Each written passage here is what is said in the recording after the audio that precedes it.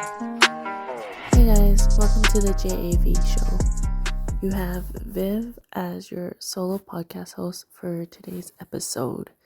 Yes, this episode is going to be another solo podcast. Alvin and I have been so busy, or specifically I have been so busy this summer, and so we couldn't meet up to record a podcast for you guys together, so we're going to do another solo.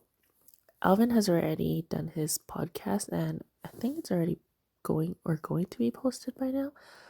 However, mine will be coming soon after. And yeah, you guys are listening to it right now. Alright, so we have 4 prompts for today's episode, and they're quite simple. I'm not exactly sure how Alvin responded to them in his podcast. However, I'm just gonna roll with the punches and talk about what I feel like talking about given the topic. Hope you guys are comfy or having a nice drive to wherever you're going, or just having a really good day. All right, let's start. The first prompt, a single word: dog. I don't know what the main question could be for it, but I will just talk about what comes to my head when I think about dog. So I have a dog. Her name is Lumi. She just turned 6 years old. 6 big old years. Back in, actually, like a couple weeks ago. Yes, we did celebrate. I just thought that it was a whole month ago. But it was only a couple weeks ago. We did celebrate. I took the day off, and we went to Elk Island and did a 5-hour long hike. And then I went to the dog park and brought her there afterwards because, you can't ever do enough walking for this girl. And then afterwards, I brought her to Shitty's. I was thinking of getting her a regular burger. I really like Shitty's. So I was thinking of getting her a regular burger for her to try because I've never gone all full out and given her a burger before. I'm kind of an almond mom when it comes to my dog and to myself, but also my dog. So I've never actually given her a burger before. So I thought, oh my god, it's your birthday. Instead of buying you a pre-made dog cake that I've done in previous years, and she would only eat a little bit of it. So I thought, this year, why don't I get you food that you actually really like, and let's stick a fucking candle into it. The candle didn't go into the burger, but I thought it would be nice for her to try a bit of a burger. So I went to Shitty's and I got a burger for her, but I completely fucking forgot to tell them to not put any sauce and to not put any pickles or anything. So unfortunately, she could only eat the outside bits that had no sauce on it. And it wasn't much at all. It was like 30 grams worth of beef. Anyways, after that, I took her to Tupi, which is it's an acai bowl place in Sherwood Park, and I think it's fucking delicious. It is so good. I've tried oakberry, I've tried heel, and I just don't think it compares. I feel like oakberry and heel, they make their acai base in a way that has a lot more ice crystals in it, and it feels like it's definitely a water-based smoothie, if you will. But Tupi, I'm not sure what they put in their base. I'm telling myself that it's all natural. It's 100% acai and water, or just acai, and it's dependent on how you process the bowl or the acai base. But I do know that Tupi uses in a soft serve ice cream mixer to make their acai base, and that could be all the difference. And to me, Tupi is all the difference because the acai base is so smooth, so smooth to the point where it tastes like fucking ice cream. It's so smooth, so creamy, fucking delicious. Every single time I crave ice cream now, I've been just turning to Tupi every single time, majority of the time, 90% of the time. because it's so good. And I tell myself that it's so healthy because at least I get some superfoods in me. I get some fruits, some antioxidants, and some deliciousness. I typically get a lot of fruit on there, and such a big hack, get milk powder, guys. Milk powder is fucking delicious on it. Anyways, this is about Lumi. So I got her a mini little cup of acai base for her, and she really liked it. She liked a lot of it clean. And afterwards, I just spent time with her at home, playing with her and being active. It was really cute. Now, I love Lumi with all my heart. She taught me a lot about love and what it means to love somebody, not in the same way that you do a partner when you're in a relationship, but in a way that's a little bit more motherly or fatherly if you're a guy. It definitely took some time to get to this level of love that I have with her today. And it wasn't easy at the beginning, because at the beginning I actually got 2 dogs. And it was a lot of fucking work. It was 2 dogs from the same litter, and I couldn't handle having 2 puppies at the same time. So unfortunately, after a week, I decided to bring one of the dogs back to the person that I got them from. And luckily, the dog that I returned was soon after bought by somebody else. Now, the reason why I picked Lumi over the other dog, I actually thought the other dog was so stinking cute. So cute. So cute. She had such a sensitive and pure and dainty little personality, versus Lumi was a lot more loud and a lot more bold and cunning. But the reason why I picked Lumi instead was because at the point where I felt like, oh my god, I can't handle 2 dogs, was when I was like, alright, which dog do we keep? And fortunately, Lumi was the dog that was more well behaved and learned the process of my life and my schedule and how things go about the house a lot more quicker than her siblings. So that's why I picked Lumi in the end. And the reason why it took a while for me to get to this point where I care about Lumi, I love Lumi so fucking much, is because at the beginning, granted, I had 2 puppies at the time. At the beginning, after agreeing to it and then realizing how much work it actually took once she got there, or once she got, like, to me, I was kind of in over my head. Yeah. I didn't realize that dogs would be that much work, especially puppies. Holy shit. Obviously, it's because 2 dogs made the experience a lot more daunting. However, it was so exhausting. They would holler, they would scream, they would try and break free from their caged area. They would scream so hard you would think that something was actually going on. But the second you open the crate, they're fine, completely fine. The second you sneak a little snack in there, what freak out? I don't know what you're talking about. Yeah, so eventually at one point I was like, this girl is literally just more responsibility. Why did I say yes to this? She keeps crying, she keeps whining, she keeps escaping, she keeps chewing a hole in my stuff. I didn't know what to do. It was my overall sentiment for the first 2 weeks of getting Lumi. And then after I returned her sister back to the person that I got her from, that night, when I heard Lumi screaming and hollering because she was being put in a fenced up area, I walked down, half asleep, dead tired for sure. I walked down and saw her biting onto this donut toy as a emotional displacement method. And I walked over, sat down with her, and just looked at her.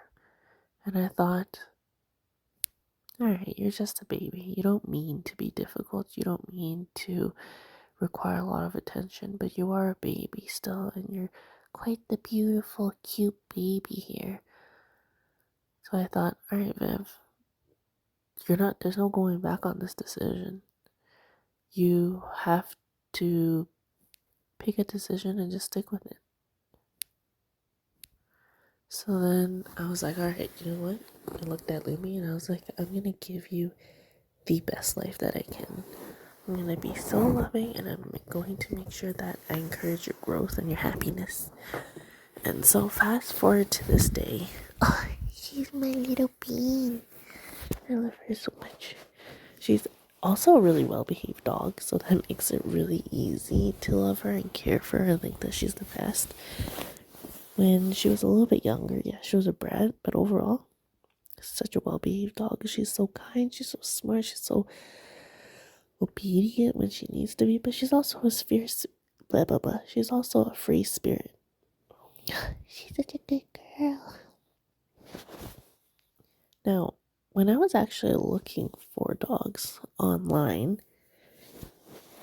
I had my eyes set out on a husky, or specifically a pomsky. So, it's just a little smaller.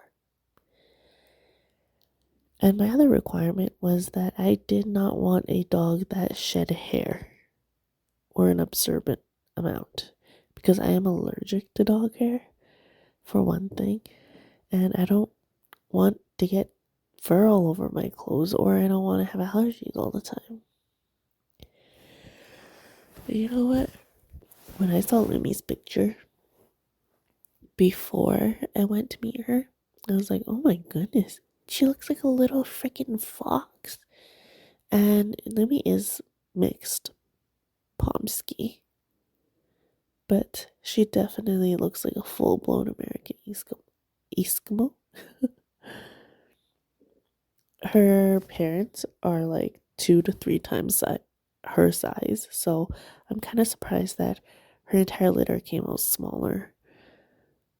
I know her sister, the one that I returned, is probably about the same size as her, and she also had one other sibling actually, and this sibling was a Pomsky looking Pomsky. And I was like, damn it. And that one was already sold, so there was no trying to buy that other dog. And I actually haven't seen that other dog anywhere around town. I know that may sound like a, well, no shit, Viv, why would you? It's a big city. I've actually met Lumi's brother from the litter before her, and also Lumi's brother from the litter after her, which is kind of nuts, hey? Regardless, Lumi is a very smart dog. She's learned so many tricks. She knows some of the more common ones in both verbal and hand gesture commands, and she just knows a lot. Honestly, the app that I used to train her with is called Pupper. It's Puppr, kind of like Tumblr and how Tumblr thinks it's so cool for not using the E. Anyways, so I downloaded Pupper very early on when Lumi was a wee little girl, and I followed it. I used a lot of the advice that it said on the app in order to train Lumi to do specific tricks. It had a succession plan for if your dog can do this basic move, then your dog can do this one and then this one. Or even, oh, you want your dog to jump through a hoop? All right, these are the steps to get your dog to jump over a hoop. And it was great. Honestly, first app I ever paid premium for. That has to say something. Anyways, something that I have to say about Lumi is that she's a very intelligent dog. I think she's really cute and the best, obviously, but I know I'm also biased. As for how intelligent she is and debatable, but how cute as fuck she is. She's so smiley sometimes too. And sometimes I give her these brain stimulating problems to solve. I know that sounds kind of crazy, but when I say problems to solve, I mean I'll tuck a treat into one of her blankets, roll it up, and tie it into two really, really tight knots. And she'll go fucking crazy trying to claw at the blanket to get to the treat. Or I have a few puzzle boards that I've purchased, and they require your dog to figure out how to get to the treat essentially. I think those are all really great, and Lumi's just really smart and really aware. Anyways, on to number 2. The second prompt is also one word. It's death. Now, when I think of death, I think about my personal death sometimes. Sometimes it's being scared of the inevitable death that will come with my friends and family and Lumi. However, one that does stand out and comes to my thought is my own death. I hope it's when I'm old. Now, I wouldn't be against cryo freezing myself in hopes that somebody far into the future is able to create some sort of technology to defrost a human being and also make sure that they live again. I'd be so down for that. I'd be like, all right, call the shots when I'm 70. This is good enough for me.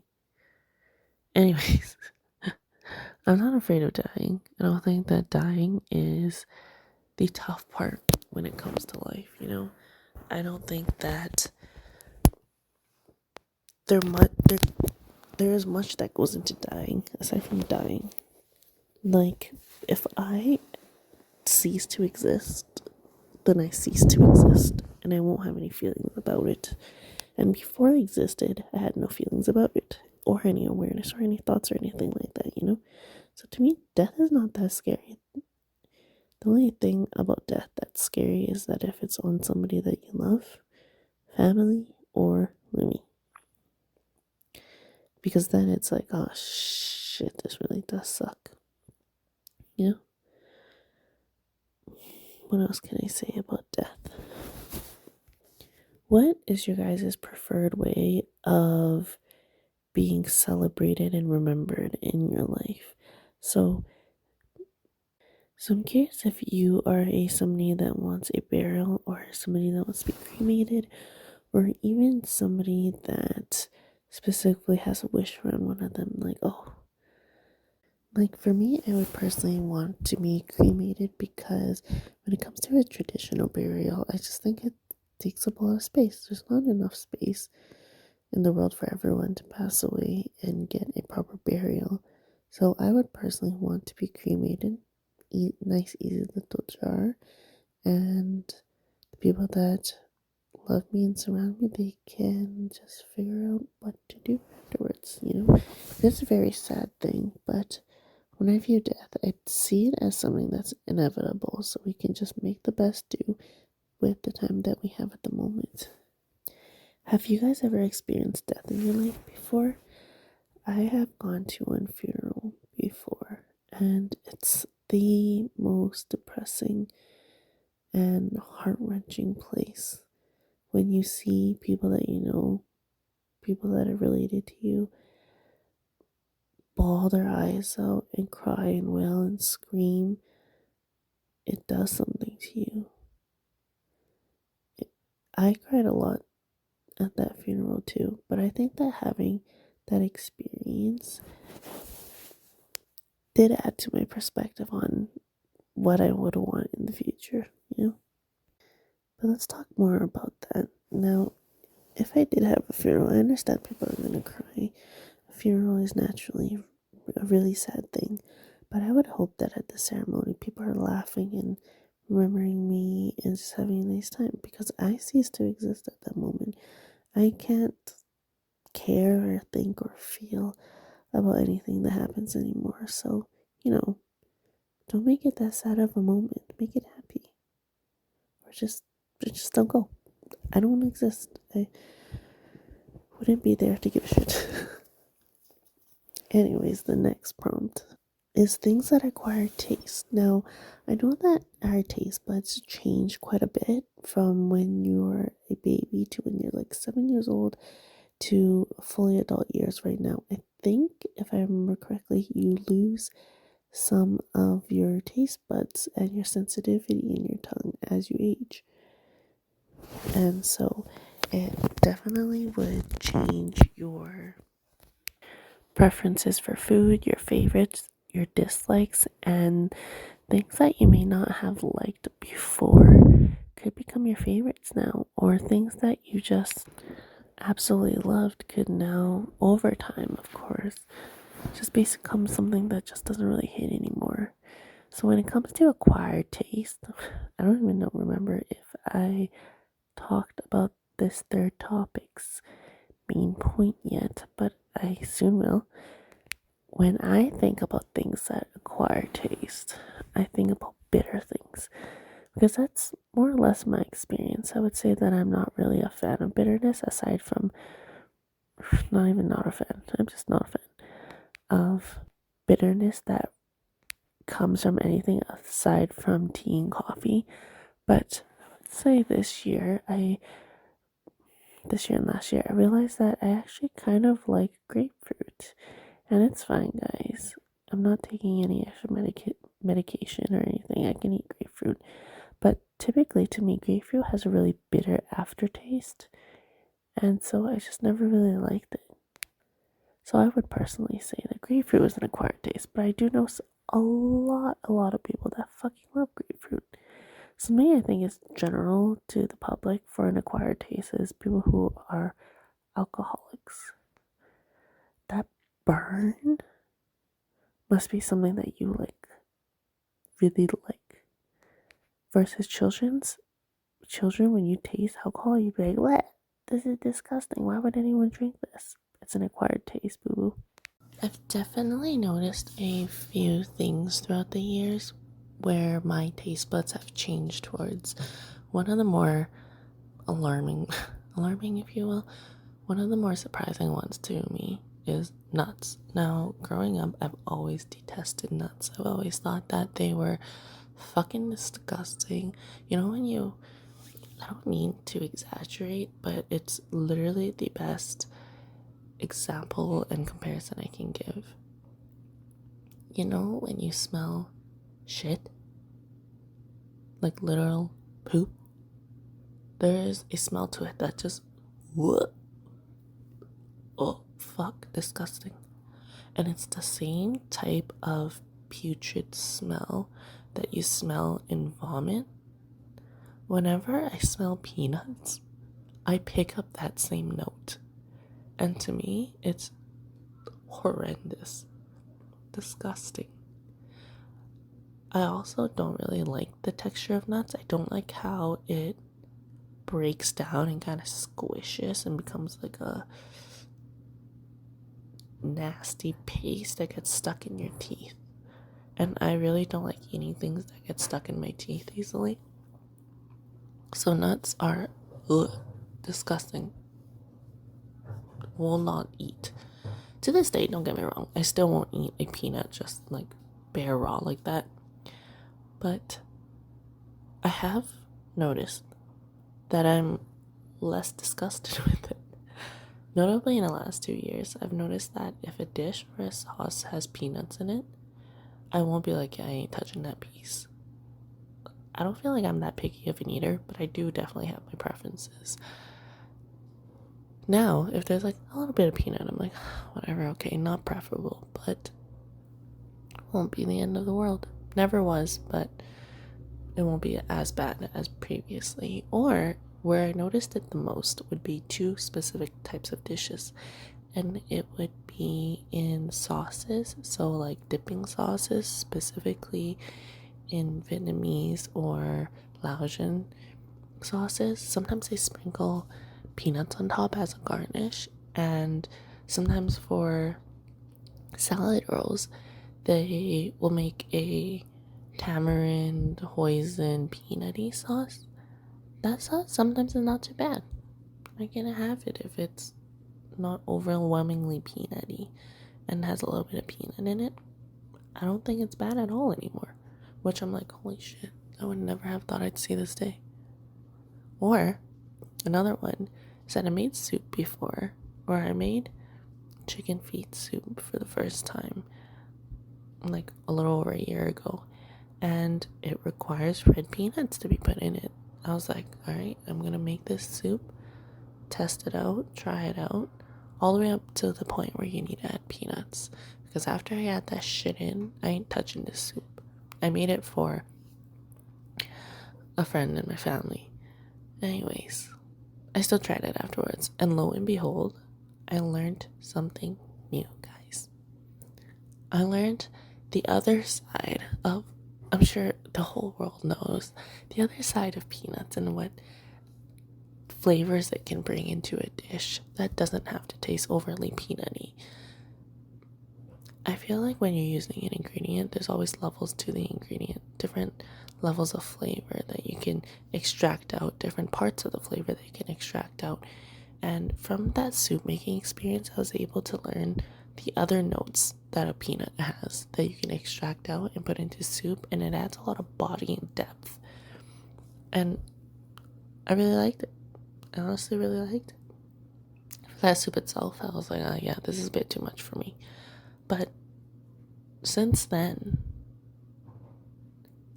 sometimes when I make soup, specifically a broth, I'll add in like 5 peanuts into a large stock pot, and I think it makes all the difference.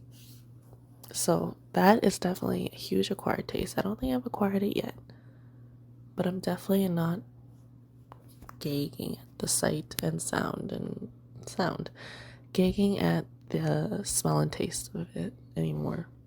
Crazy.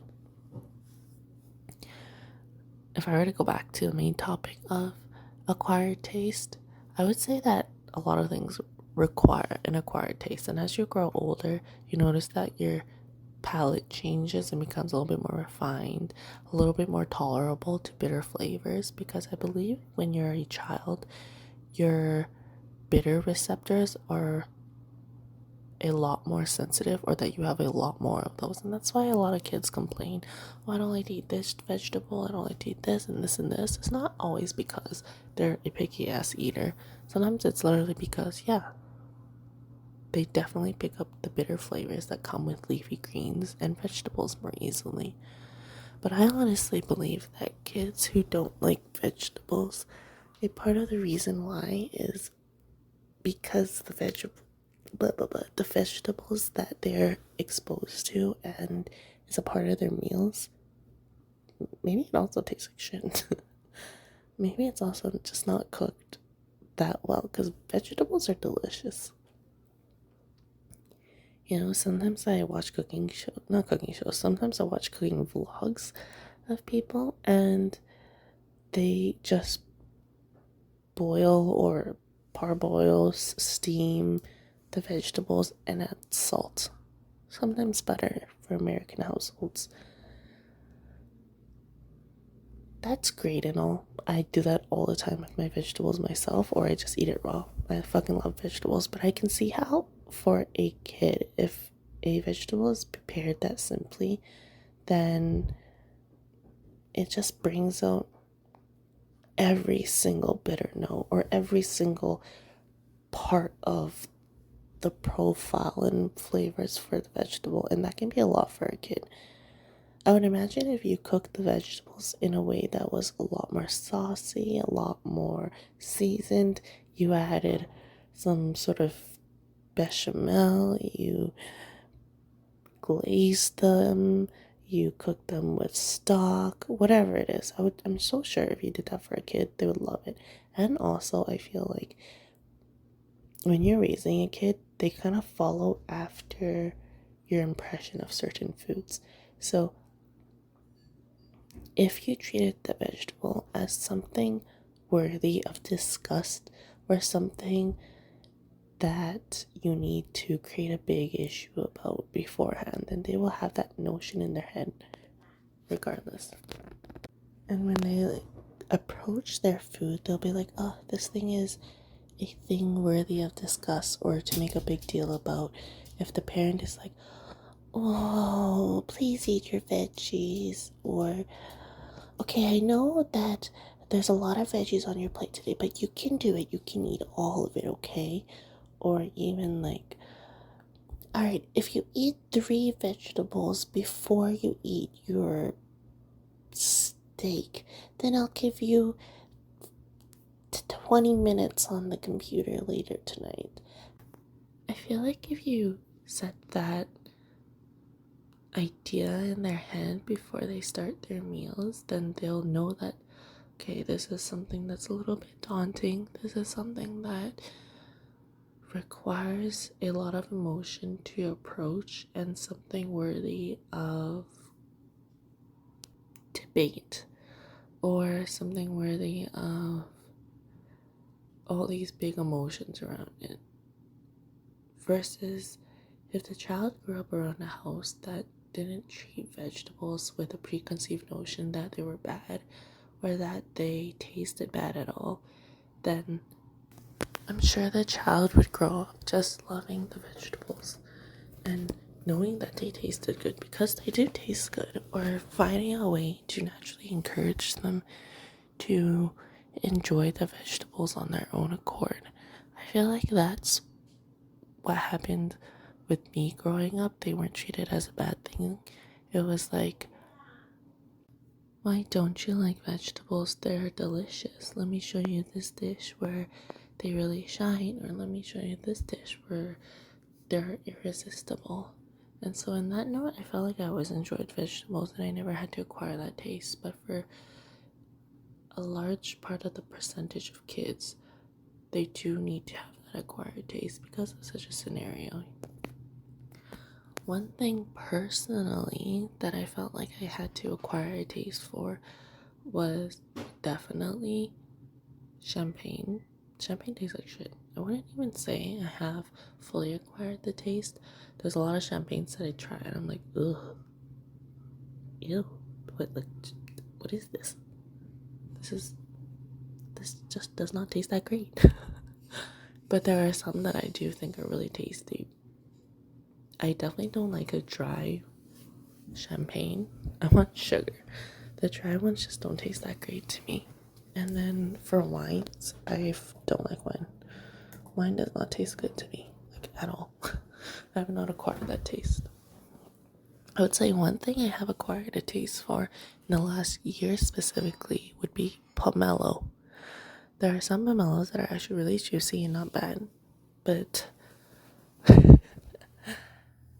not enough that I would go out and buy them or intentionally order something specifically with pomelo in it. But if I happen to be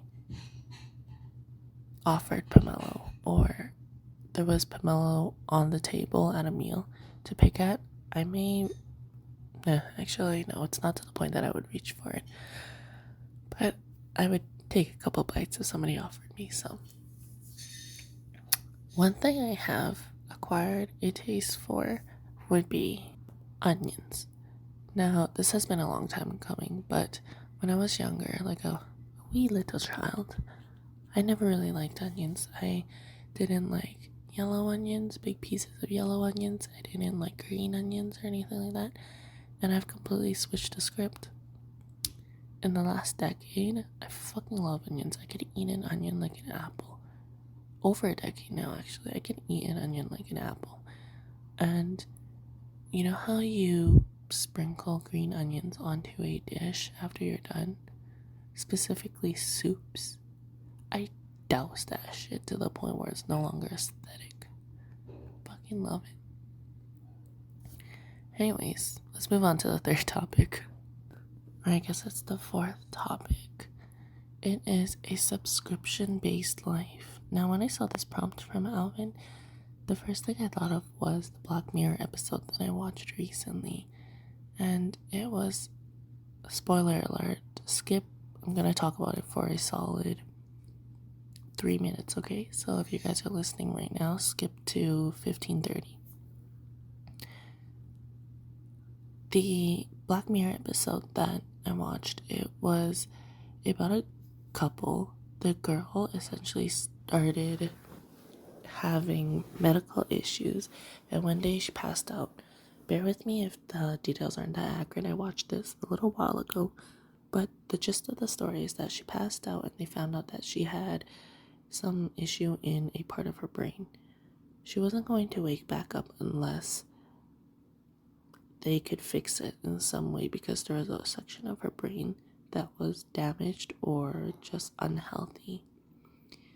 And while they were in the hospital, the husband was crying, being like, oh my god, I'm about to lose my wife. I have no other options. This lady, let's call her Linda. Linda pops up and it's like, hey, have you heard of our program, our service? He's like, no, what is it, Linda?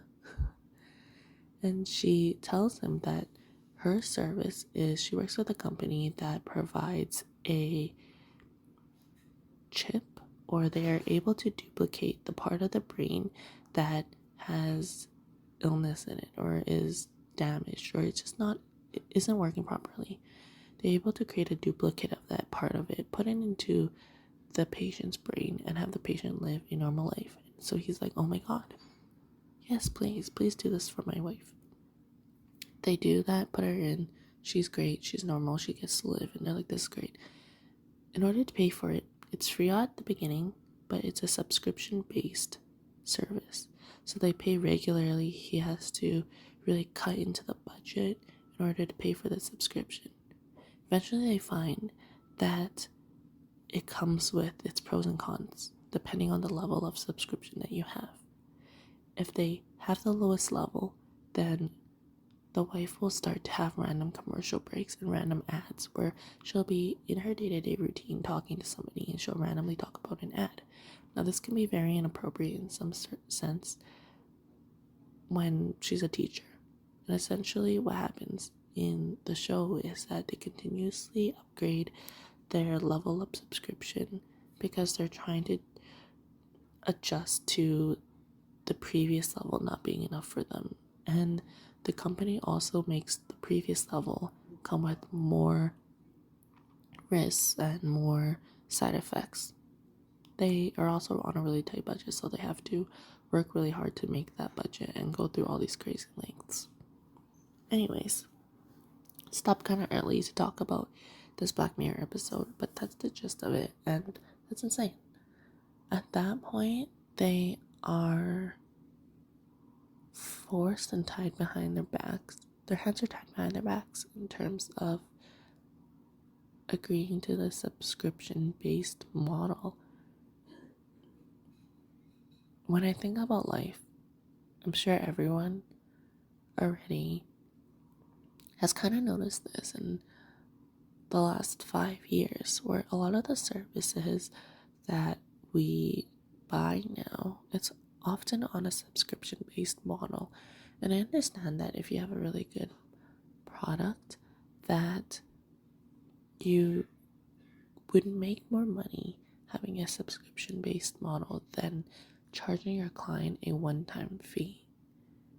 That also allows you to put money back into your product, reinvest in it, and add improvements and changes as needed, whilst also knowing your user base, your numbers, and it's great for the company side. However, I'm sure a lot of us have come to a point at some point where we realize that, oh my god, I'm paying for so many subscriptions right now, and they definitely add up in a way that you might not realize at the beginning until you notice, like, okay, actually I'm paying like several $100s a month on subscription-based models, and I haven't even used that service at all this month. It's a lot. It's definitely where the industry is going towards, even things that you, physical things.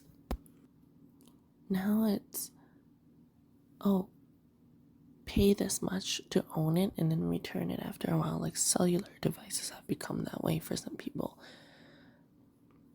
Or even like, this isn't subscription based models, but now there's that, what was it called? Klarna or Afterpay, where even if you're buying something, you don't need to pay the full price right out. And I'm not sure how it works. I've never used it before. But it's kind of crazy where this world has become, where the barrier to entry isn't a lot anymore. However, they do rope you in for the ride in terms of payments. Now, for myself, let me just take a moment and think about all the subscription models all the subscriptions that I have. I have Spotify. I will, unfortunately, unfortunately, I don't know which is the case, but I won't be subscribing to that like anytime ever unless Spotify somehow shits the bed completely. Out of that, I have Amazon Prime. And that is it, actually. I was thinking I had a couple more, but thinking about it now, that's all I have. And I think that's good. That's all I really need. I don't have Netflix. I don't have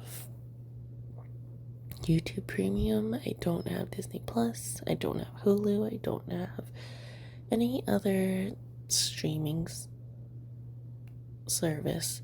Because for me personally, I understand the value in having that, but I watch shows by myself, and I can find third-party sites to stream it on. I don't need to pay for a service to stream shows on. It also wouldn't be that valuable for me because I just don't really watch shows in general anymore. I find that I don't have that much time to do so, and when I do have spare time, I tend to lean towards reading instead. And so even if I had one of those streaming subscriptions, I wouldn't use it like ever, really. One subscription that I did have previously at some point was, which I think is kind of not that great, was a Uber One. And I did that so that I could order food deliveries, and I thought that it was worth it for the time being in that moment of my life. But I definitely think that if you can just cook your own food or find a way that is sustainable for yourself, obviously, and I don't think that is sustainable to how I want to manage my life and how I want to manage my meals. Another subscription I had before was a Kudo subscription, so that you can read books and do that freely without the idea of having to purchase one whole book physically. But then eventually I realized that, you know what, sometimes I have a lull in life where I just don't read that much, and it felt like a waste. I like to think about sustainability when it comes to these subscription models and a lot of things in life, and I think that if I'm not actively using it regularly, then it's not a service that I need. I also like to collect the books that I read, so that makes it a lot more easier to just not have that subscription. The reason why I have Amazon is because I like the convenience of exactly what Amazon is. Whenever I need something, I am able to look it up on Amazon and purchase it most of the time and have it arrive generally within 2 days. It's not to say that I order things a lot. I last purchased something like 2 weeks ago, if not 3.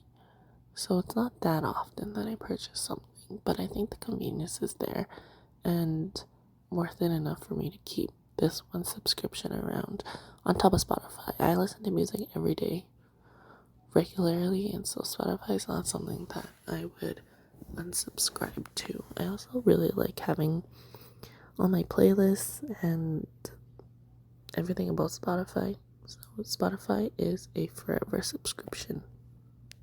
I think it's really crazy to think about where the world could go in terms of subscription-based models. Now, if we think back to the Black Mirror episode, that is something that I previously wouldn't have considered would be possible as something you can subscribe to and pay regularly for. Today, I see it as digital services with digital platforms, and then subscription-based models for other things too, such as car wash memberships. Is that a subscription? I think there's overlapping. It's a reoccurring charge on your credit card. So you're subscribed to a membership, and okay, in that case, I have a gym membership. So for car washes, you're subscribed to the car wash so that you can get X number of car washes in per month. Or you can be subscribed to a laundry service that I know some of my mommy friends do, where they have a cleaning lady come in and do their laundry for them. Or I had one person that I knew previously, their baby's all grown up now, but they would use reusable diapers, and for that they had somebody come in and pick up the reusable diapers, drop them off fresh ones, and they take away the doo-doo caca ones off the cleaning. I recently saw on social media this one suggestion for a subscription-based model, or even a membership. It's more like a membership, where I think it's genius. The idea is genius. You know, those appointments that you regularly, whoever has this as a business, take the idea. It would be so fucking great. You know, those services that you regularly go to every month as a female, sometimes maybe a male, whatever it is. It could work for males too. So say you have your nails done by a nail technician regularly. Something that I think would be a fabulous idea is to have the salon create a model that is subscription based. Say, I'm gonna charge you $60 monthly to get your nails done here, and it's a reoccurring payment. Or maybe it's like, I don't know how much some places charge anymore, but I think $60 is okay, because I think some people, when they get designs, they can go upwards to $70, $80, $90, $100 for their nails. So maybe $50, $60 for your subscription to have your client come in regularly. If they're a regular client, they come in every 3 to 4 weeks, maybe even 2 weeks. I don't know how bougie y'all are.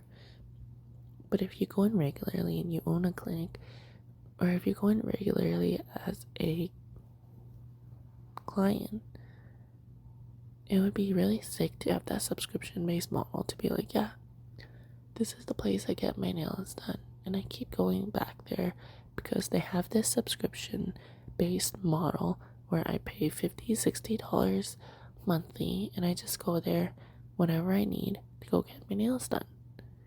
On the salon side, it can guarantee that you have recurring revenue, and it also allows for a more steady stream of income in a way. Now, this is just looking from the outside. Obviously, I've never ran a salon or owned a salon, so I don't know which one would be exactly preferable, but I think it's a really neat idea. That even goes towards girls who get their eyelashes done. So eyelash extensions, if you go in regularly, have a subscription-based model. Be like, yeah, you come in regularly, it'll cost you $120 regularly to get that done. Or people who get their brows laminated, who get waxing done. It could be like, yeah, if you subscribe to this, then we'll just do this service regularly. Obviously, there's kinks to work out for the business side to make sure that you're making enough money and that clients aren't abusing your service because they're like, oh, it's $60 for myself monthly. I'm gonna get all the designs and jewels possible. Or oh, I pay like 120 monthly for my lashes. Okay, let me go get my lashes done as much as I can. Now, obviously, everyone is limited on time, but I think that idea is so neat, even for guys that regularly go in every 2 weeks to get their hair trimmed. If I was a barber, I'd be like, alright, do you want to set up a subscription where you pay me, I don't know, $10-15? I don't know how much a guy's haircut is, but like $10-15 regularly, and you can just come in whenever, you know? That would be pretty sick. Or even for pet owners who have pets,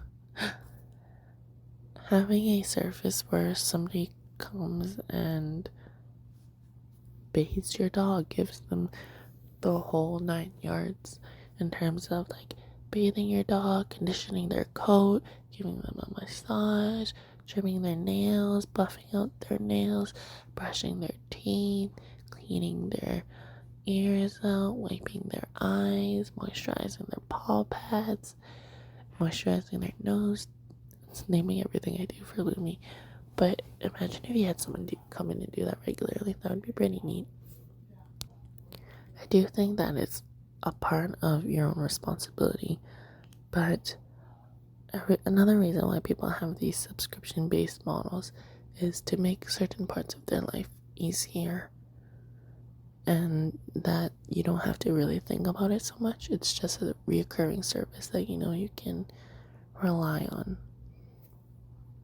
Like, one thing that would be awesome is a massage subscription.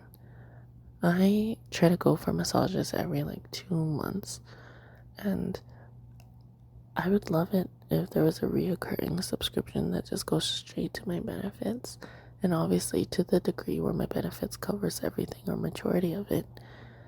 I would love getting a massage every single month. I typically have a lot of knots in my upper back and in my neck because I hold a lot of stress and tension in there, and I also sleep a little contorted. However, that would be an amazing subscription to have. When I think about the future and what subscriptions could eventually become, the first thing I think of is that we are no longer owners to a lot of the things that we buy. A lot of things that you see offered out there nowadays, it's a subscription-based model. When I brought up cell phones, that would be a great example of one. There's some cell phones where you just pay off part of your cell phone bill towards the cost of the phone, and then afterwards they have the event or the service where you bring your phone back in and you give it to them to trade back for a couple dollars off of your next phone. But then in order to get that next phone with a couple dollars off, you either have to pay it outright or you have to join another subscription-based model, and eventually it just kind of means that you never really owned your phone, and I get it. I don't really think phones are something that you really need to own, because while you have it, when you're done with it, you're not going to touch it again.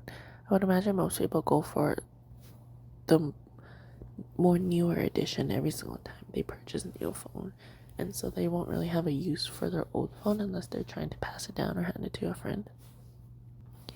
However, it's definitely a sign of where things are going. Imagine if you had to pay for certain services that you felt should be free and yours to use freely. I heard that for some of the newer BMWs or some other cars, you have to pay to use some of the services in your car. That's fucking stupid. Whoever thought of that is just money hungry and lowered the client experience for those who use their products.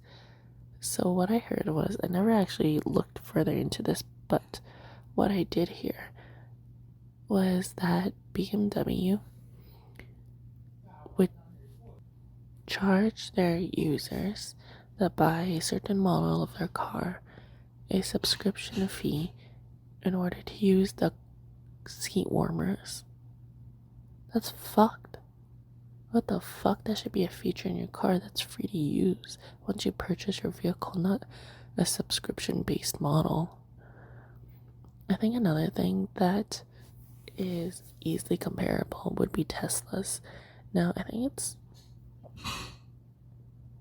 easier to enforce because perhaps the BMW one is also an electric vehicle, but I can see how it's easier to enforce with a fully electric vehicle to have this subscription-based model to be like, okay, if you want a car that self-drives, then you have to pay $10,000 and it'll last you X amount of time.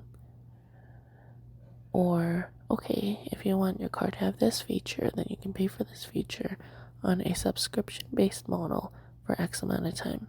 I do think it's fucked regardless. Once you purchase your vehicle, you should have all the access that your vehicle gives you without having to pay fucking more for it. But I definitely see it as where the world is going. Imagine if you had to bring it back to the Black Mirror episode, imagine if you had to pay to stay alive. Actually, the second that left my mouth, I was like, you fucking do need to. Everyone has bills to pay. That's kind of funny. But imagine if literally your livelihood, you have to pay to stay alive. You missed the $20 fee this month. Alright, we're gonna decrease your motor functions.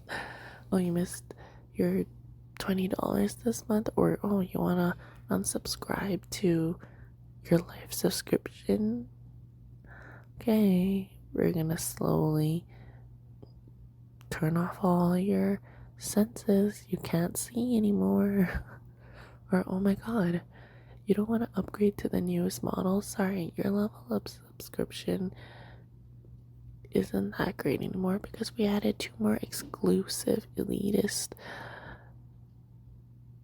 value levels to our model. And so sorry. Now your subscription level comes with a few things. Yeah, you won't be able to see after 10 p.m. at night. So yeah, let's hope that you're in bed by then.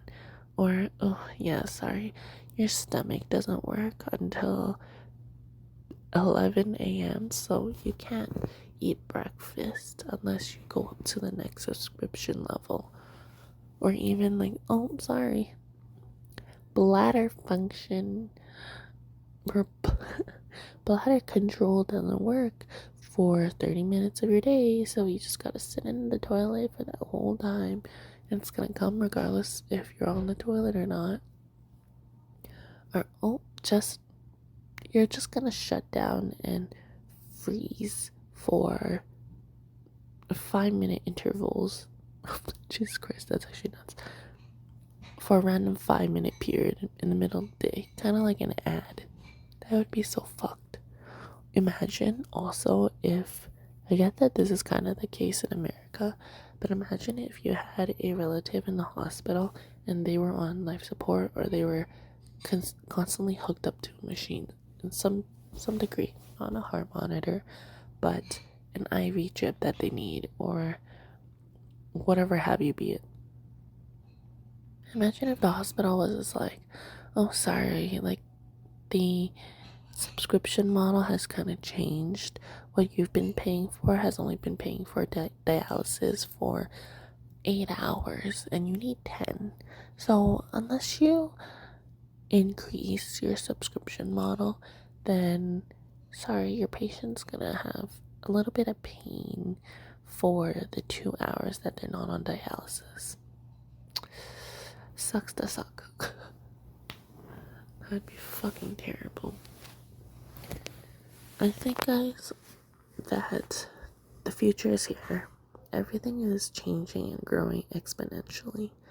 And within the next 5 years, if we look back to today, things are going to be so different with technology, with medicine advancing, with just the world being at, I was going to say the brink of a recession, but we are at a recession. We are in a recession. But I think it's going to pop. I think everything's going to pop. The world's going to change. Technology is going to change everything. And whether or not we'll be on a subscription-based model for a lot of the services and things that we require out of day-to-day life, I don't know. But I will not be somebody who piles on subscription after subscription after subscription. I do not think that is sustainable, and I really value sustainability when it comes to how I make decisions for the long-term vision of my life. Anyways, I hope you guys enjoyed listening. I hope that there are some things that you guys picked up that next time I see you, you can be like, oh my god, I heard this part of your podcast. I thought this was really fascinating. Or I wanted to share this part or this story of mine, because when you were telling this part of your podcast, I was like, oh my god, I want to say something. Hope you guys enjoyed the podcast. Hope you guys enjoy Alvin Solo, and have a good rest of your week. Bye.